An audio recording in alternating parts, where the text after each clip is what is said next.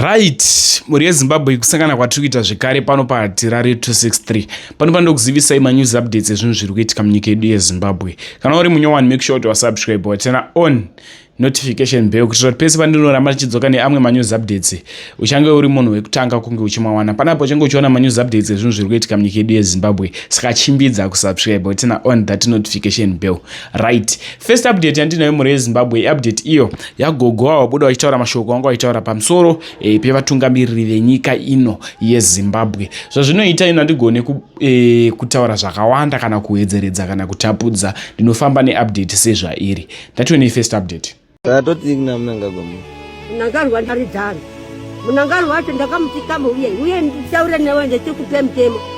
Ndakakuisa kuhondo hausi waka uri kubura mari yaKenani. Iyi ndiri mwana waKenani.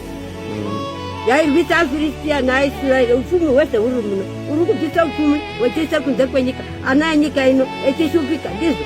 Ndakati uya unondikupe mtemo. Vese namabva marangu. Ndodzinga apa mataina abhepo. Ana eKenani asenzi.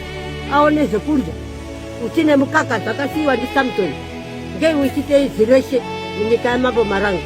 Handidi uchungurudzo, handishungurudzo.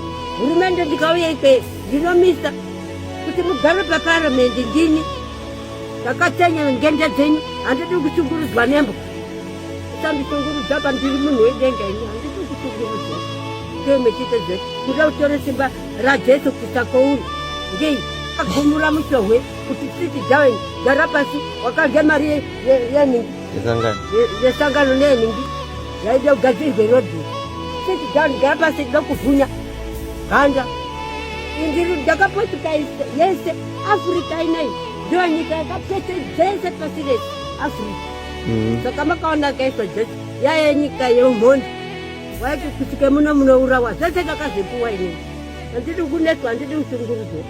Motikari ndedzearungu, kambu hiye arungu ndechiatonga munyika yangu. Handishupwi nengoko, handishupwi. Ndiwo akagadzira izvi.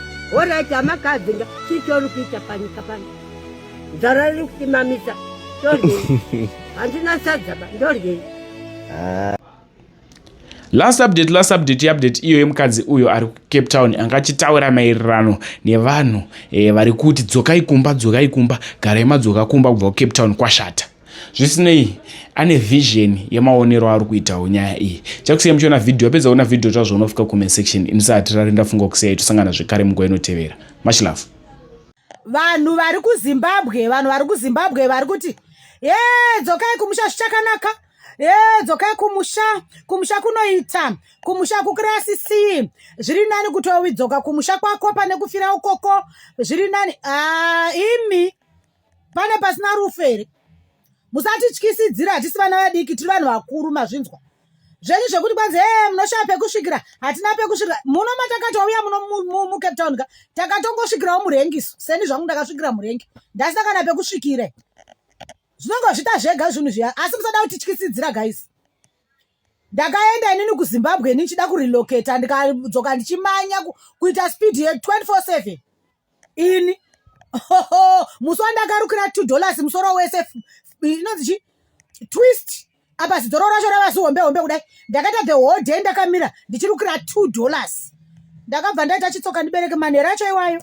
Ndakajamba board ndisina kana passport. Bam, border. Ndaremerwa neupenyu hwekuZimbabwe ko. Sati nyebera kani imimi kana zvichikuitira koko hazviri kuti tese tikauya koko zvozotiitira. Yes, home is the best. Handidi kunyepa nekuti unenge uno peace of mind, but unoita peace of mind sei ko mudumbu muchiti the whole night.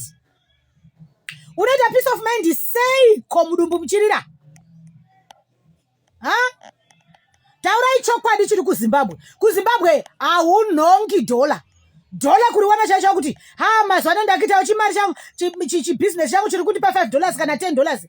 Uchita nezvei? Munouya kuno mozorima mumamurivo, hamumbotadzi kutengerwa. Saka tese tikarima murivo achatenga wacho ndiani? Tese tikarima mbambaira achatenga wacho ndiani? Ko dzimwe mbambaira dzenyu dziri kuyazotengeserwa isusu kuno Cape Town. Musati nyepera vanhu vekuZimbabwe. Chingoti shingisai tiri patiri papo nokuti hakuna kusina hondo. kuZimbabwe kune hondo yenzara, hondo yekutoshayiwa mari uko. Unotambura ukagwesha uko, chero hama chedzo hadzikude kana wakuZimbabwe uko. Kunotonyararirwa because vanotoziva kutoti upenyu hwekuZimbabwe hwenge huri hwekungopema. KuZimbabwe kuri kutamburiwa uko. Chandakangoona kuZimbabwe chinongoitika kuZimbabwe kuva neconnection yemari. Ukaziva madhiri ende anosungisa mazhinji acho, ukaziva connection yemari yemadhiri, ya unopinda. Oro else kutoziva connection yanambuya Chihoro. Wotoenda nenzira iyoyo neleni iyoyo yekuna nambuya Chihoro kana connection yemadhiridhira. Mari chacho yemasifu 7 yekuZimbabwe chacho haikwani. Isipaya kana chogara zvako mutauni maunorenda. Imika imi. Kutoita zvimadhiridhiri mari yeko ndeyekungwavha. Kana usina kungwavha, unofa nenzara kuZimbabwe. Vazhinji vanhu vari kuZimbabwe, mafamilies ari kuZimbabwe, anotobadzwa nemafamily ari kudiaspora. Vana vavo vari kudiaspora. Ndo vanototumira mari kuti vanhu vararame kuZimbabwe. Taurai chokwadi. Munoti tituya kuZimbabwe kuzoita sei? Tizoita nezvei kuZimbabwe? Tizoita nezvei kuZimbabwe isusu?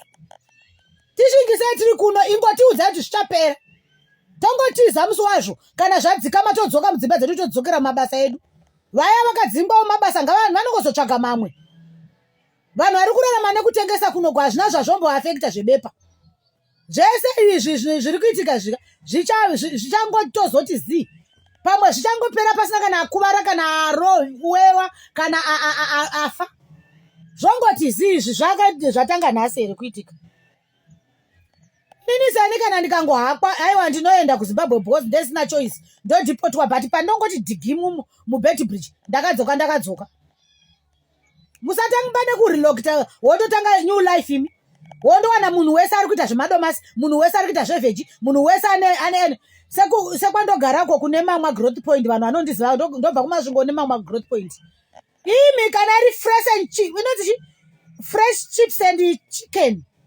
Vanhu vanoita mafresh chips pane mamwa growth point. Mashopu aripo.